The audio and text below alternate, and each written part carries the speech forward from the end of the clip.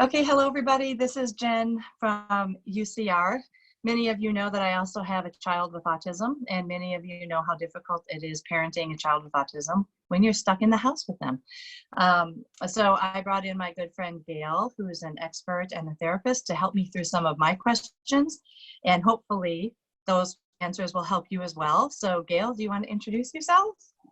Hi, everybody. I'm Gail Grabowski. I'm a private therapist in Gaithersburg, and I have a semi-long history of doing this and working primarily with teens and adolescents, but also with the special needs population. So I'm pretty excited to help everybody out and answer some questions.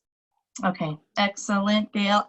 All right, I have, well, my first concern is when you're stuck in the house and we're people and we can't go see people, that causes a lot of loneliness and a lot of sad feelings. Is there any way to, like when I know that I'm starting to feel that way, to stop those feelings, like anything to kind of, any tricks to kind of stop my mind and move to another place? Yeah, so really when you're talking about getting stuck in a loop in your brain, Right. What I like to try to work with people on is a 3-step process. And I try to keep it limited to 3 steps because honestly, most of us get distracted if it's any longer. So it's like three strikes, you're out kind of thing.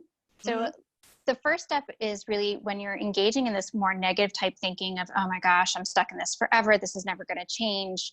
I like to first acknowledge that you're having the thought. Secondly, do like a check-in with yourself. What am I really thinking here? Is it that I'm bored? Is it that I'm sad? Is it that I'm lonely? Is it that I'm kind of angry that this has been going on for so long?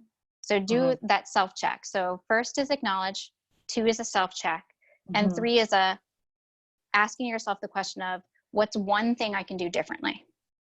And maybe it's very simple right now. Maybe it's just okay, I need to get up and get out of this room, or I need to go for a walk, or gosh, I'm kind of hungry, so maybe I should go fix the snack.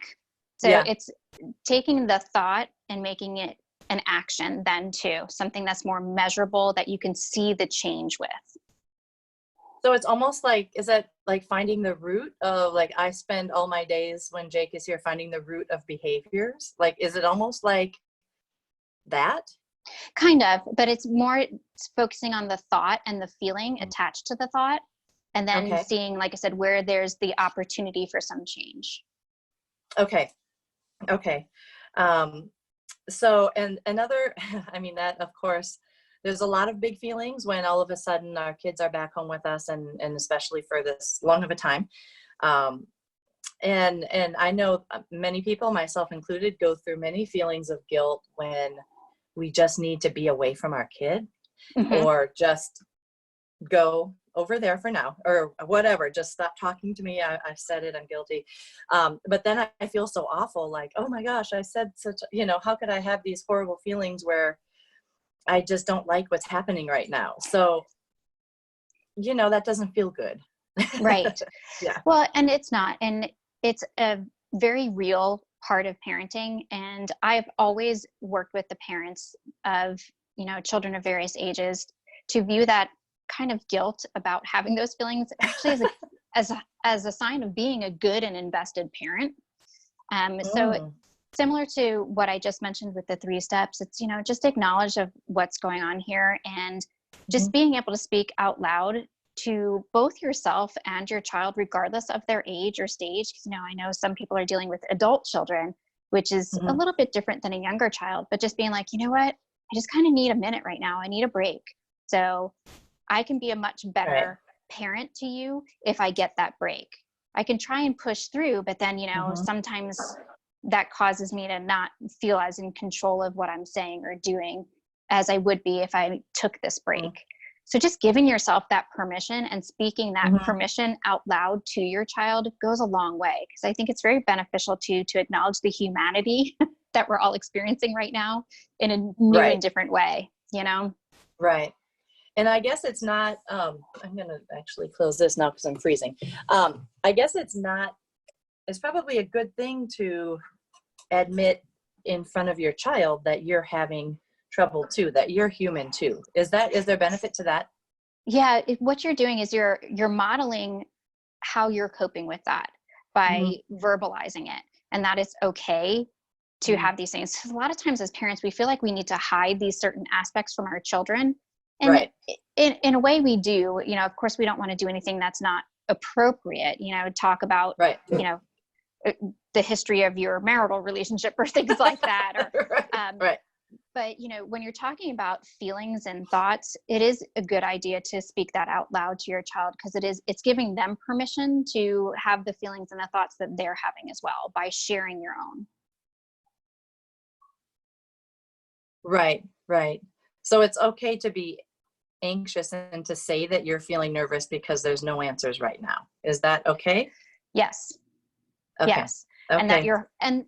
you can also build the language with your child around the fact that you're hopeful that this is going to change soon. That change doesn't have to be necessarily anxiety inducing, although it is for most of us. Yeah. That, hmm change is definitely hard, but that there's also hope and there's good things that can come about from change. Right. Okay. I like that. Um, so, okay, on that same thought, if you're exhausted and emotionally fried, um, is there I mean, aside from just removing yourself, right? But is there um, any trick or anything you can do, like in the moment, if you have to manage a behavior, but you are just fried?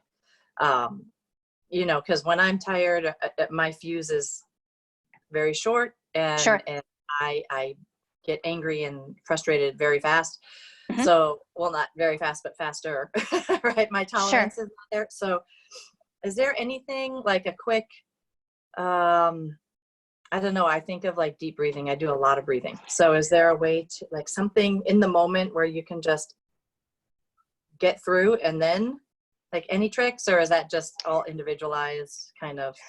Well, I mean, there's definitely a certain aspect that's individualized. You always have to find what's going to work for you.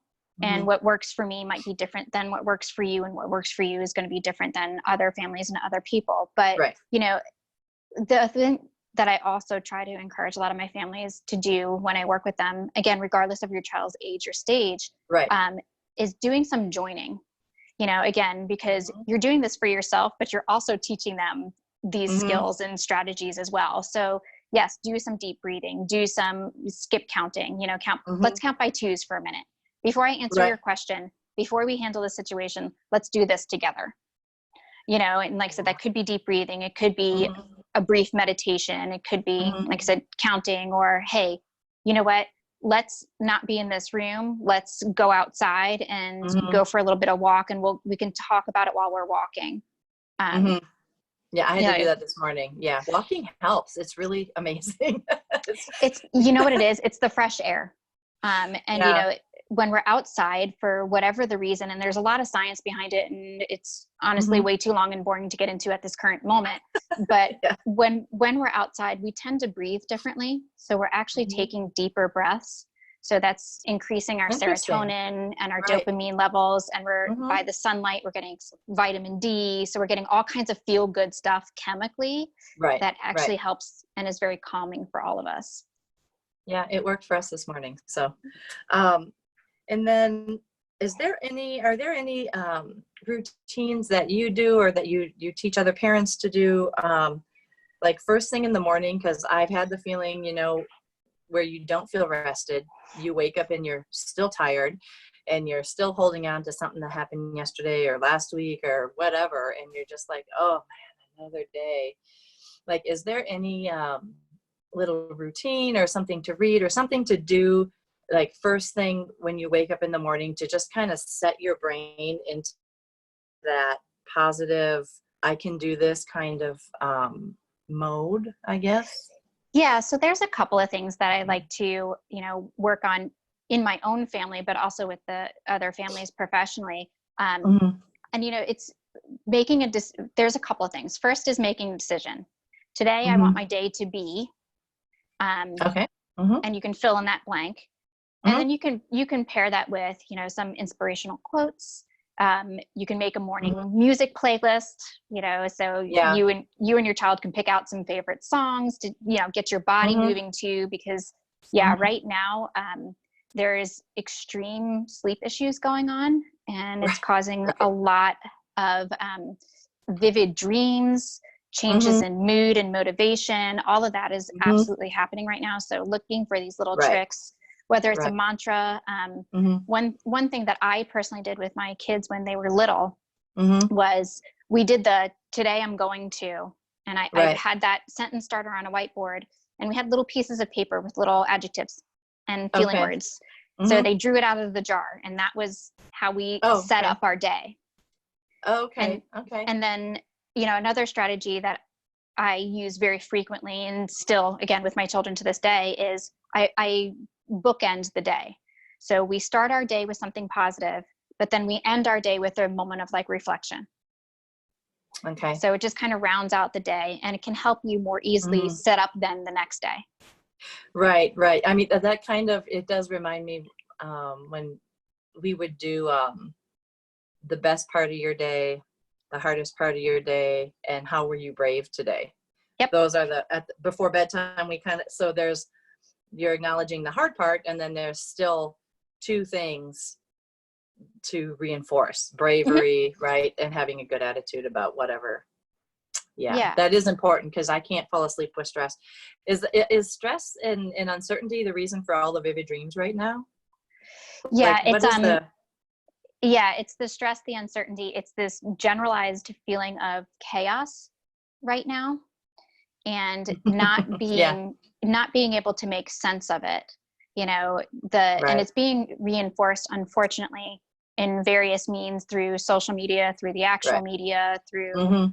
Right. hearing these stories of what other families are going through, and how Right. can we help our own family while being supportive of others that are important to us, and feeling Right. very, very powerless about all of it too. Right. Right.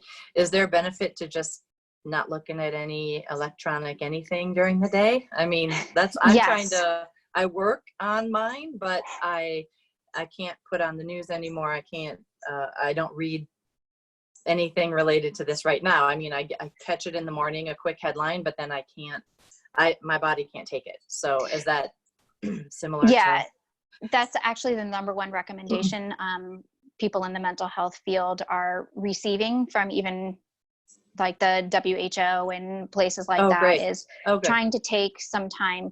Yes, you need to be aware, Mm-hmm. absolutely, but Right. not allowing it, like I said, to just overrun your day, because you can constantly have news on in the Yeah. background, whether it's the TV or, like I said, Mm-hmm. through social media.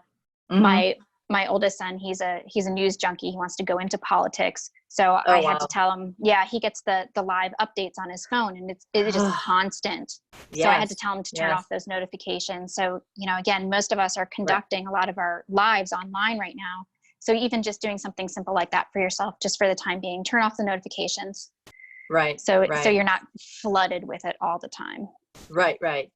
And then, and just lastly, you had something that you had said before, and it is hard. Like, what do you say when you have a parent that calls you? I have it often, or that wants to do a talk like this, and they're losing it, and they're looking to you for support, and you are losing it as well. Like, is there, like, I know everyone will put on a brave face to help a friend, but like, what is, when you can't come up with what to say, when you're feeling powerless in your own life, how do you encourage another parent to lift them up?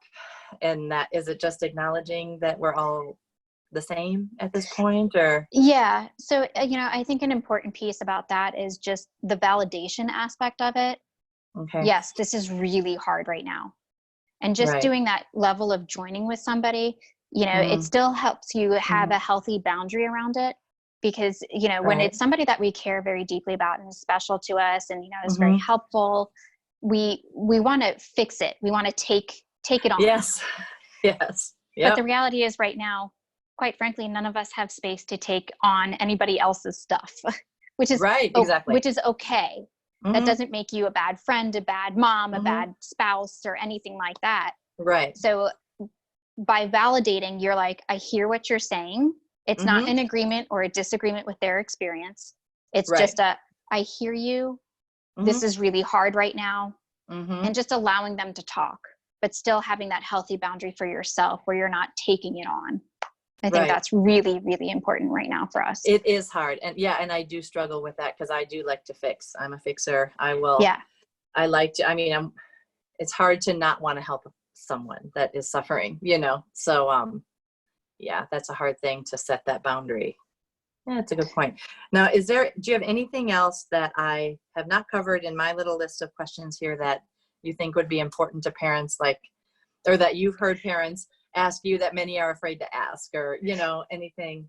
Yeah, I think a big aspect right now is, since we're home right now all the time, we feel like we are caring for ourselves. So the reality is we're actually not. We're going through the motions, which is what we have to do right now. We're in survival mode. Right. But what really is falling by the wayside is actual self-care. What are you doing genuinely to make yourself feel better, to try to lift up yourself without engaging in caring for others? And I think that's especially important for parents right now, and like I said, spouses and partners. And yes, I need to attend to the various roles in my life that I play and the various needs of those roles, but am I still taking care of myself within that too? Yeah, that's a hard thing. I mean, I'm just finding that with diet. Like, I literally just ate chips and dip. It's still on my desk for lunch, and it is hard because I want to take care of everybody else first. Right. And then it's hard to find just time or to allow yourself to have time out of your workday now that you're stuck at home working, to just set that. Normally for me, it's in the car. I listen to the music I want to listen. I'm driving from meeting to meeting, and that's when I have that time. But in a day, it's probably a lot if I'm out and going between meetings. But now that I'm home, I'm just sitting here, pounding away. And I'm actually working more and trying to meet everybody's needs. Right. And it's an overwhelming feeling. So I have to, put all of that at a distance. And that's hard. It's really hard to do. Yeah. And like you mentioned, it is a boundary issue for a lot of us, because we are feeling that sense of panic that I mentioned kind of earlier, and that sense of chaos. And, hearing so many people are losing their jobs. So we're trying to kind of overcompensate for that because, oh my gosh, I have a job, so I need to really work. And not having a traditional work day, we used to have benchmarks, like you just mentioned, commuting to meetings and things like that, going to an office, you're like, okay, once I'm there, that starts my work day. When I'm done, I get in the car and I come home, and that's the end of my work day. We don't have that boundary anymore. So we have to formulate those for ourselves, and it can feel very overwhelming in addition to the things that I just mentioned. So still allowing yourself the permission, again, to have a definitive start and end to your workday, so you can attend to, oh my gosh, I have to cook dinner, and oops, well, it's 9:00 at night. Doesn't generally work for most families. Yeah. So that's where we're going to. Yeah. So that's where we're going to. Well, cereal for dinner, kids, kind of stuff. And then you have Nothing wrong with granola. No, and then you have that parenting guilt, and it just compounds on itself. Yeah. So, like I said, allowing yourself, okay, sit down and be like, okay, what does a workday typically look like? Can I moderate that a little bit because I don't have a commute, without feeling guilty? If I'm feeling guilty, what is that guilt really about? When can I still know that, okay, dinner time should be around this time, ideally. And when dinner is done, that's some me time. And what does me time now look like within these new restrictions we're all trying to deal with? Yeah. I mean, I would say the only benefit to any of this new schedule is sleep. I mean, I can get up 15 minutes before a call. I just did this. I've been up a long time for you, but you can just fall out of bed and turn on your Zoom with a ponytail, and there you are, able to work. And so I'm just not scheduling anything before 10, right? So I can actually sleep, because this is also a bigger emotional toll on me, having Jake at home, and my husband's working from home, and that's a whole nother layer of newness, like, oh my gosh, because we're both usually out all day, so it's a big thing. And I think we're just in general experiencing a variety of unexpected stressors around these kinds of things. Like, everybody's like, oh, it would be so cool to work from home. And now we're realizing not really. Yeah, no. Exactly. There are certain aspects like Yeah. lack of commute that, yeah, that's beautiful. And, you know, Right.